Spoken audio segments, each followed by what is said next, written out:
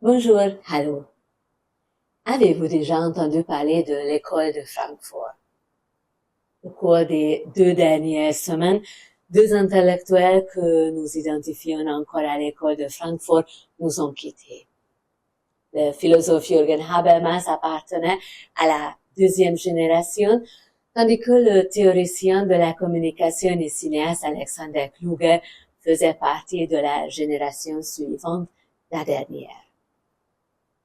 L'école de Francfort, fondée en 1923 sous le nom d'Institut de recherche sociale et réouverte en 1951 en République fédérale, était considérée comme le centre intellectuel du pays.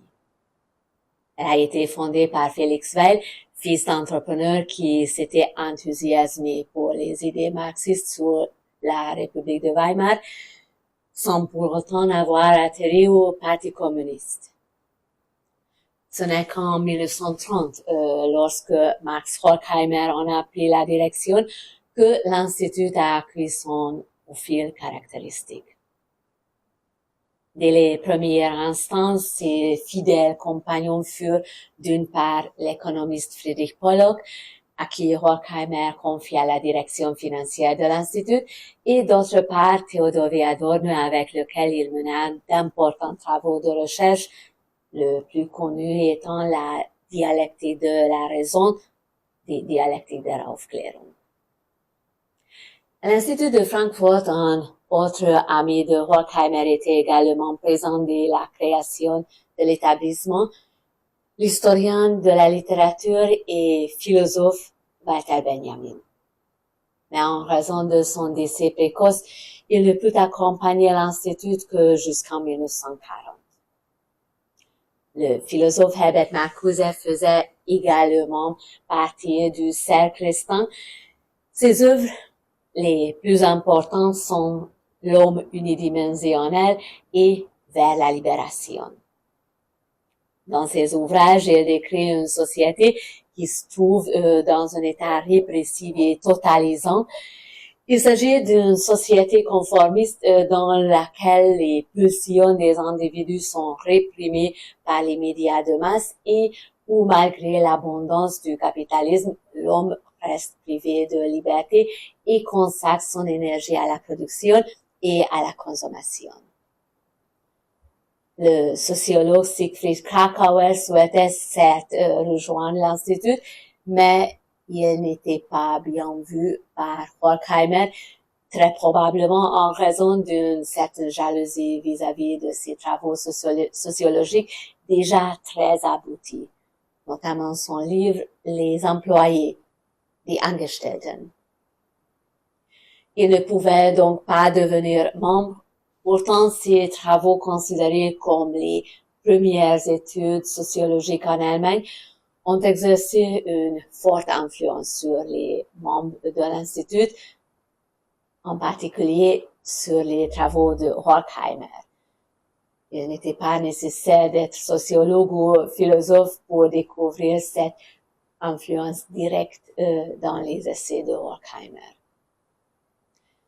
Certes, le philosophe Ernst Bloch n'était pas non plus membre de l'Institut, mais son œuvre antérieure a également influencé les membres marxistes de l'Institut. Bien entendu, nous ne pouvons pas non plus oublier l'influence de Georg Lukács sur les membres, bien qu'il ait porté un regard très critique sur le travail de l'Institut. Parmi les psychologues, il convient de mentionner Erich Fromm et dans l'Allemagne d'après-guerre, Alexander Mitscherlich, qui, avec son épouse Margarete, a notamment étudié la manière dont les crimes de l'époque nazie ont été refoulés collectivement. Le titre de leur ouvrage est Le deuil impossible, les fondements du comportement collectif. Mais bien sûr, on se référait souvent à Freud, Marx, Hegel, Kant, Schopenhauer et Nietzsche. Le 24 janvier 1931, Horkheimer prononça un discours public à l'occasion de sa prise de fonction à la chaire. Ce discours devint un document fondateur auquel l'Institut fit sans cesse référence dans ses présentations ultérieures. Même pour le cercle restant des initiés, on ne sait pas exactement à partir de quand l'Institut de recherche sociale est devenu l'école de Francfort pour la recherche sociale. En 1947, Horkheimer se souvenait avec étonnement que c'était plutôt le nom d'école de Francfort qui était resté gravé dans la mémoire du public et moins le nom d'origine. Depuis 1931, l'Institut se consacrait à des recherches sur la société.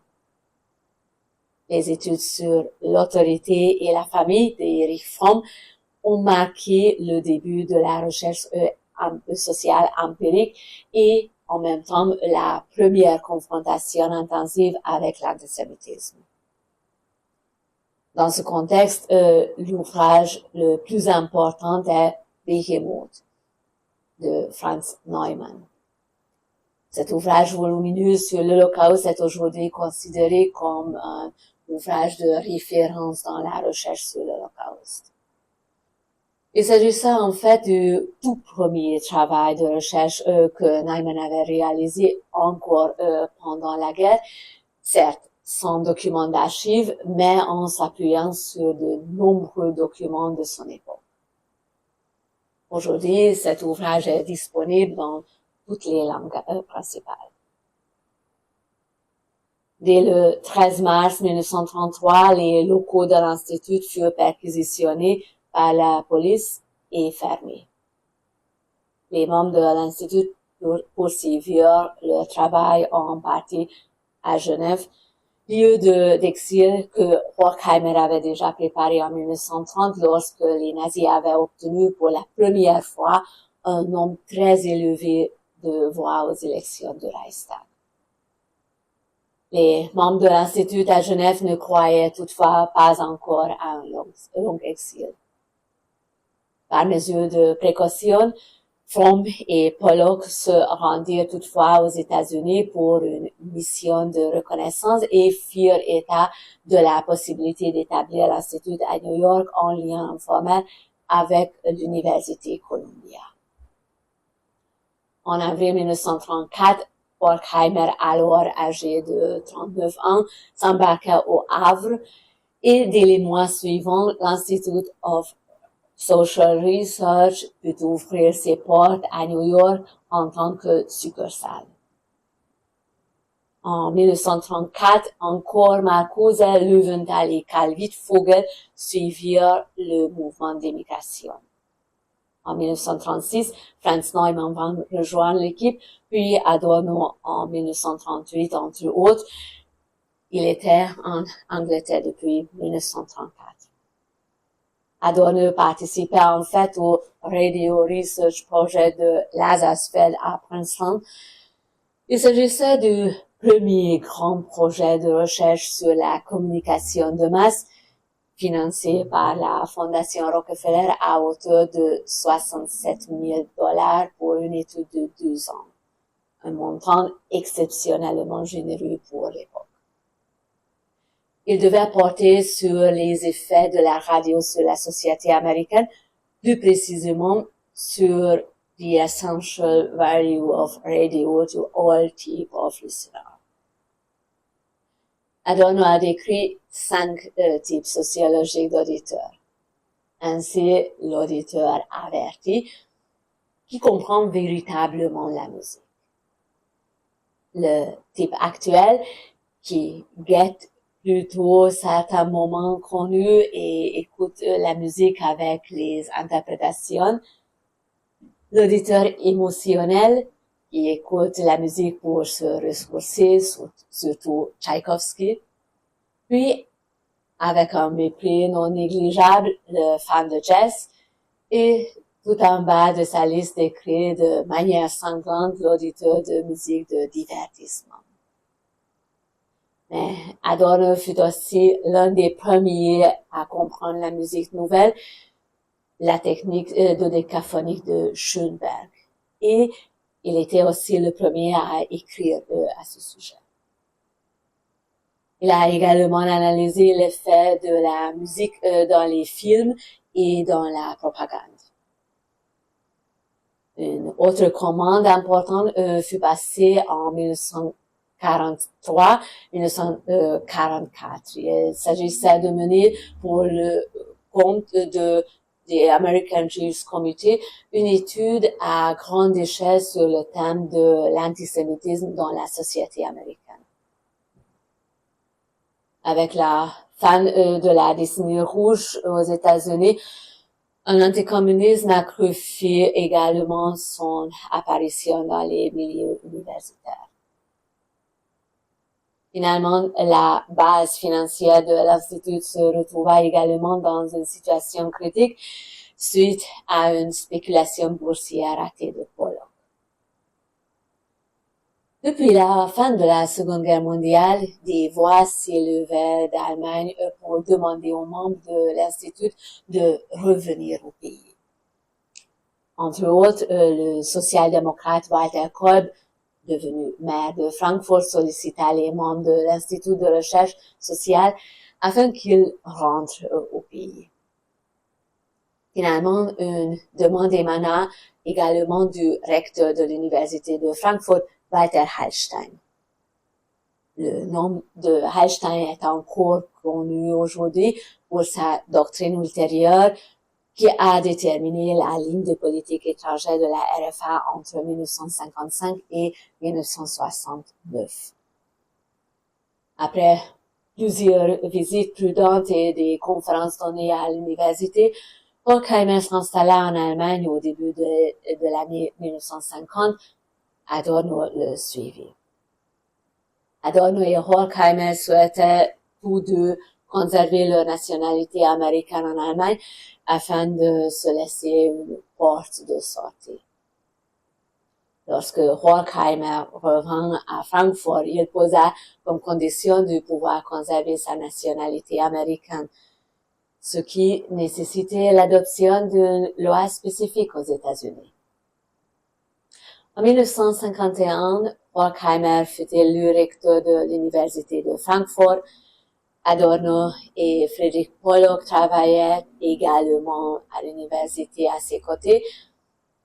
Herbert Marcuse ne revint des États-Unis que plus tard, précisément en 1968, lors des révoltes étudiantes.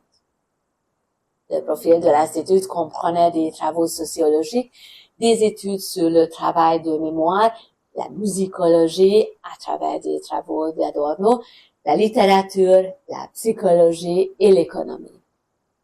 Son objectif était d'avoir un impact politique au-delà du cercle universitaire. Il s'intéressait au développement de la société ouest-allemande et aux tendances de l'histoire mondiale. Dans les années 50 et 60, l'Institut de recherche sociale est devenu partie intégrante de la vie intellectuelle de la République fédérale naissante. On qualifiait de théorie critique leur attitude et leur réaction face aux évolutions sociales et aux événements politiques. La mort d'Adorno en août 1969, alors qu'il était en vacances en Suisse, a marqué un tournant à plusieurs égards. Horkheimer s'était retiré avec Pollock pour des raisons d'âge. Marcuse a encore rédigé quelques essais en Californie et Habermas s'est éloigné de l'école de Francfort. Mais l'esprit de l'école de Francfort est encore vivant. Les travaux des chercheurs de l'Institut sont au premier plan à chaque université et je vous les recommande bien sûr également. Je vous souhaite de bonnes lectures.